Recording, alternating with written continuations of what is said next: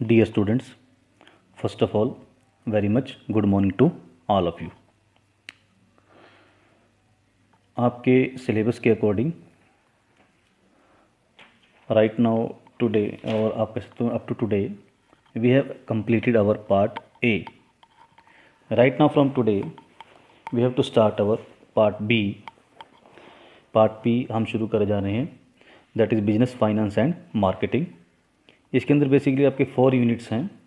One is financial management, second is financial market, third is marketing management and fourth is consumer protection act. So right on today we are going to start the unit financial markets.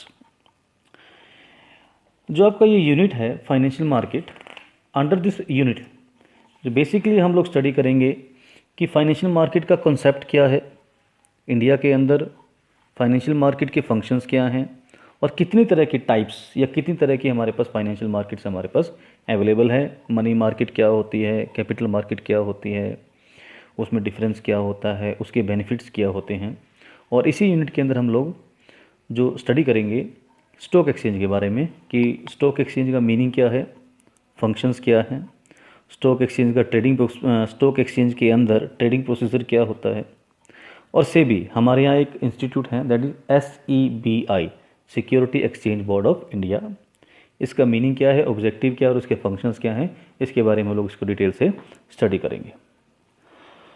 So right now today let us start the lesson financial market. आज हम इस lesson को start कर रहे हैं.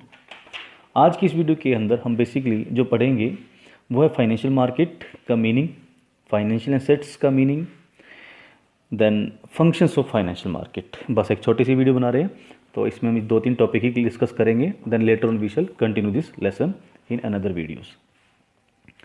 अगर हम बात करते हैं इंडिया की, तो जो financial system of a country play an important role in its economic development. किसी भी कंट्री के अंदर इकोनॉमिक डेवलपमेंट के अंदर फाइनेंशियल सिस्टम का एक बहुत बड़ा रोल होता है. इनफैक्ट जो फाइनेंशियल सिस्टम है वो हेल्प करता है या आप कह सकते हो कि ट्रांसफ़र करता है वो फाइनेंस को from that area to that area.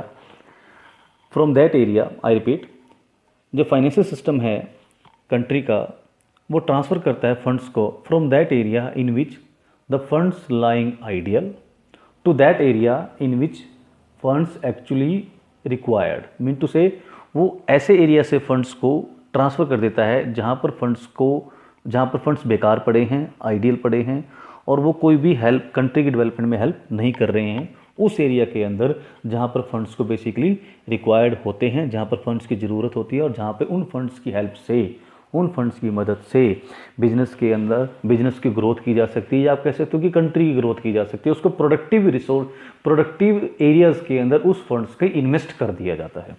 तो फाइनेंशियल मार्केट एक इंपॉर्टेंट रोल प्ले कर रही है. फाइनेंशियल मार्केट फंड्स की ट्रांसफ़र कर रही है आइडियल एरिया से प्रोडक्टिव एरिया के अंदर, राइट. तो दिस इज फाइनेंशियल मार्केट. हम फाइनेंशियल मार्केट को थोड़ा डिटेल से पढ़ते हैं. So let us talk about the meaning of financial market. In fact, financial market play an important role in transferring finance from one sector to another sector.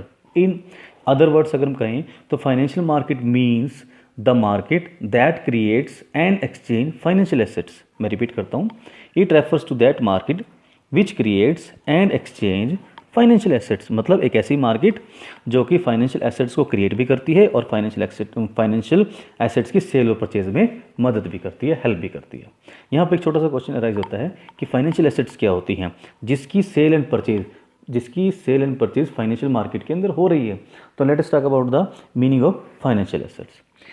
Financial assets refers to the financial instruments और securities, for example shares, debentures, treasury bills, commercial paper etcetera. Mean to say financial assets क्या हैं, वो सारे financial instruments हैं या securities हैं जिनको cell और परचेज किया जा सकता है फाइनेंशियल मार्केट के अंदर. इनके एग्जांपल हमारे पास हैं shares, debentures, treasury bills, commercial bills etcetera. इनको डिटेल से हम स्टडी करेंगे कौन कौन से हमारी फाइनेंशियल एसेट्स हैं जिनकी हेल्प से जो फंड्स को आइडियल एरिया से प्रोडक्टिव एरिया के अंदर ट्रांसफ़र किया जाता है. इनफैक्ट थोड़ा सा और मैं इस लेसन को, इस पॉइंट को थोड़ा सा और एक्सप्लेन कर देता हूँ। इनफैक्ट दो एरिया हैं, एक एरिया जो है वो है सप्लायर ऑफ फंड्स है, सप्लायर ऑफ फाइनेंस है, और दूसरा एरिया है जिनको फंड्स की डिमांड रहती है, जो कहते हैं कि हमें फंड्स चाहिए, फाइनेंस चाहिए। अगर हम सप्लाई साइड की बात करें फाइनेंस की, तो बेसिकली फाइव फैक्टर्स कह लो या एरियाज कह लो या सेक्टर्स कह लो या फैक्टर्स कह सकते हो आप, जो फंड्स को सप्लाई करते हैं, फाइनेंस को सप्लाई करते हैं, जहाँ पे फाइनेंस अवेलेबल होता है। सबसे पहले फैमिली के पास सेविंग्स होती हैं, जो उनके पास आइडियल पड़ी रहती हैं और जो कि वो लोग इन्वेस्ट कर सकते हैं। अगर वो सेविंग फैमिली के पास पड़ी रहेंगी तो वो कुछ भी नहीं करेंगे, लेकिन अगर उनको किसी प्रोडक्टिव एरिया में, किसी मैन्युफैक्चरिंग एरिया में या किसी भी प्रोडक्शन प्रोसेस के अंदर उस फाइनेंस को भेज दिया जाए तो वो वहाँ पर प्रोडक्शन में हेल्प कर सकती है। दूसरा अगर इसके अंदर बात करें, फाइनेंशियल इंस्टीट्यूशन, लाइक आपके कह सकते हो कि जो इंस्टीट्यूशंस लोन प्रोवाइड करते हैं, उनके पास भी फंड्स होते हैं। तीसरा एरिया इसके अंदर आता है कमर्शियल बैंक्स जो लोग लोन के ऊपर फंड्स अवेलेबल करवाते हैं।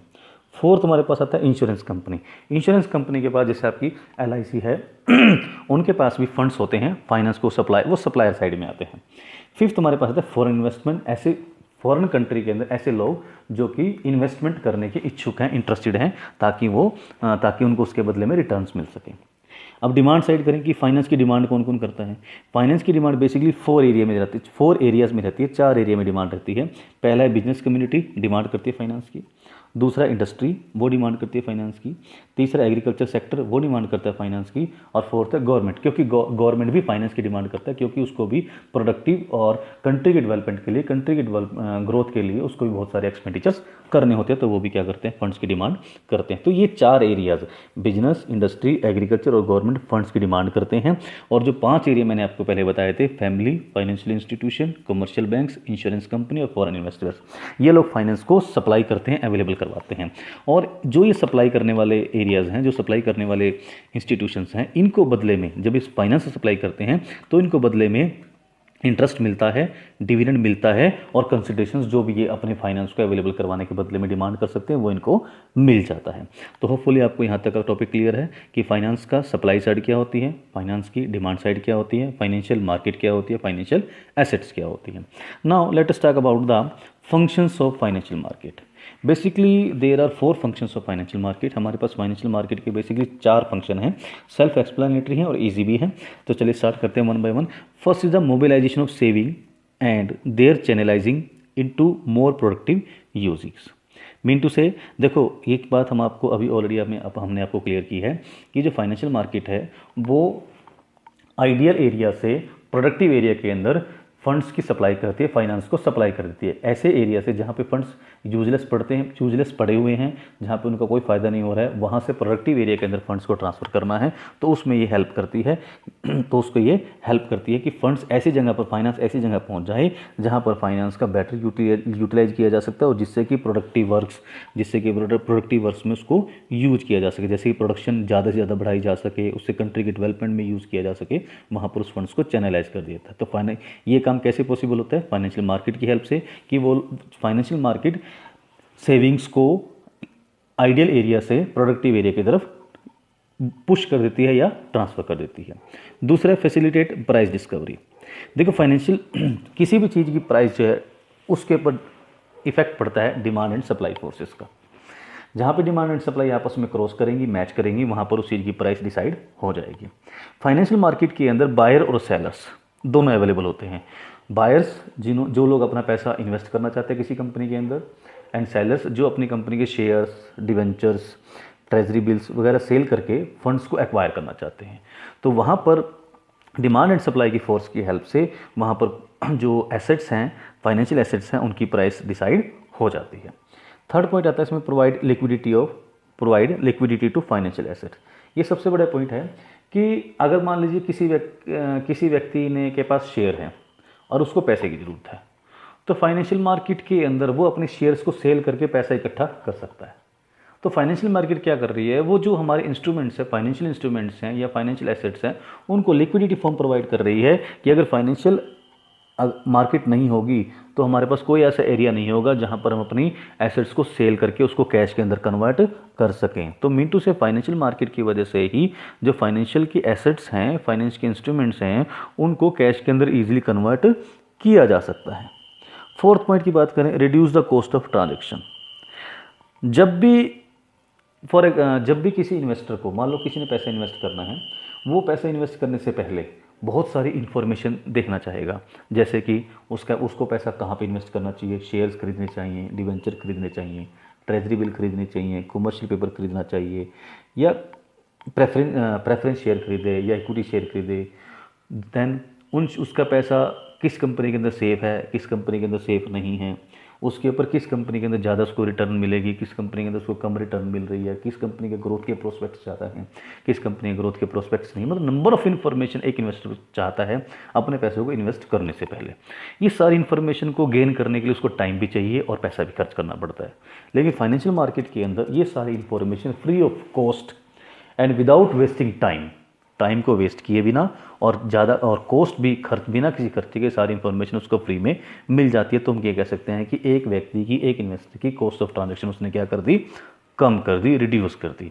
तो these are the various functions which are being performed by the financial market and which are helpful for both the persons, both the areas. Mean to say जो area invest करना चाहता है पैसे को, उसके लिए भी, और जो फंड्स को चाहता है, जिसको पैसे की ज़रूरत है, उसके लिए भी, दोनों के लिए ये अपनी सर्विसेज प्रोवाइड करता है। आज के लिए इस वीडियो में इतना ही। आज की वीडियो में हमने कॉन्सेप्ट्स को क्लियर कर लिया, functions of financial market clear कर लिया। कमी वीडियो में हम इससे ज़्यादा हम इस लेसन को कंटिन्यू करेंगे और इसको कंप्लीट भी करेंगे। At last I thanks to all of you.